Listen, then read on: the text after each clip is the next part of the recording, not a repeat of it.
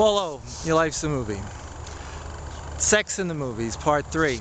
As I say, this is a subject that is hard to get a handle on because none of us think about it that much. What we think about is getting it and doing it, and we think about getting it again after we've had it, and we obsess over it in many ways, but do we really think about it? Do we really think about what it means, what it means in our lives? Probably not. And of course, the way society and the arts have dealt with sex over the years, over the centuries, is, we've had nudes endlessly in history, so we've been exposed to nudes. I mean, we've all seen David. Of course, David is missing his penis. Well, let's just say there are lots of appendages that are missing in the sculptures of history. I mean, I don't think actually David's is missing his. It's just that it's small. But, Venus de Milo's lost her arms and so on and the legs. The issue is that nudity has always been present in art, in society, even for children at a young age. It's not like we're shielded from it. It's context, it's artistic merit, and the pervasiveness and the insidious nature of pornography that is something that religion has shielded us against.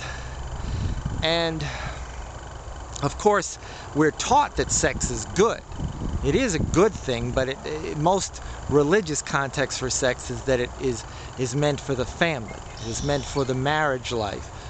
And sex outside of marriage then becomes something dirty. Now that's not true, of course, especially in modern society. We don't believe that, but there is a limit to how far we go. I mean, the John Waters idea of sex, he would be on one of the outer fringes. One of his last actual big movie that he did basically dealt with sexual perversion and all of its wondrous splendor, I guess is how you would look at it. And sexual perversion is clearly, by its very definition, a bad thing. One would assume that perversion means that it's not healthy.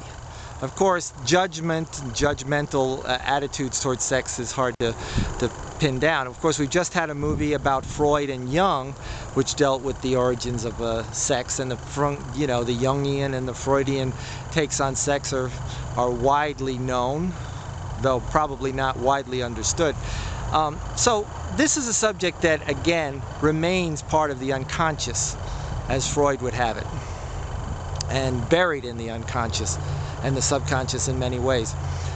So the frankness with which we deal with sex now is basically superficial. We get to see penises, we get to see vaginas, we get to see assholes, and all the body parts are almost fetishized, even the mouth and even the feet or whatever. I mean, it's that we enjoy compartmentalizing sex, and we don't enjoy really overanalyzing it. But there are, as I say, the Freud movie is a very good place to start analyzing it, with Viggo Mortensen and Michael Fassbender again. Michael Fassbender is everywhere, and many people wish his penis was everywhere. Again, this is a subject that bears discussion, not a monologue. I think a discussion is really what is good to see, and that is from people on every end of the spectrum, from the religious right to the the pornography actors, and people who deal with it from every angle. As I say, the show Girls has a very frank, kind of realistic take on sex from real people.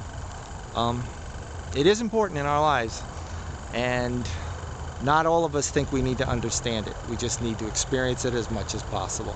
Paulo, Your Life's a Movie. Sex in the Movies, Part 3.